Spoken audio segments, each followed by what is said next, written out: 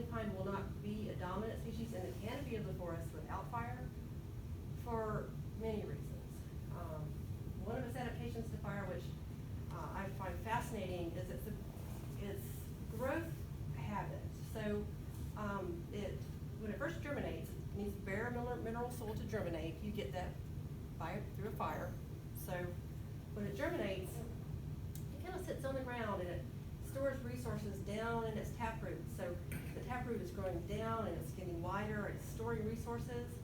Because when it's in this stage, called the grass stage, it's very resistant, highly resistant to fire. So the fire can move through. You can see on the lower left-hand side, that is a longleaf pine seedling, maybe a year or two old.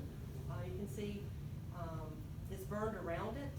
You can see that the needles are brown, but it's still green in the center. So it's very resistant to fire at that stage. But when it begins to grow upwards, when the growing bud begins to elongate up,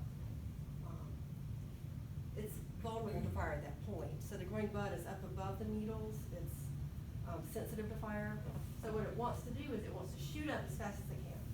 So that's called the rocket stage because it really is shooting upwards. So what it was doing in the grass stage is it's storing resources in its root. So when it starts to grow up, it can grow up really fast. In a year or two, it can get its growing bud above the level of the fire. So